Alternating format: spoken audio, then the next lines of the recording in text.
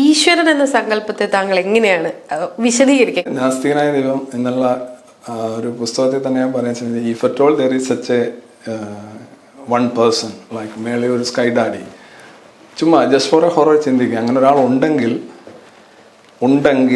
ഇനി അടുത്തെല്ലാം കണ്ടീഷനാണ്. ഉണ്ടെങ്കിൽ he doesn't offer any prayers to anyone, he doesn't obey, he is not a servant to anyone, no puja, no prayer, no homa, no yajna, no recitation of holy lines, no pilgrimage.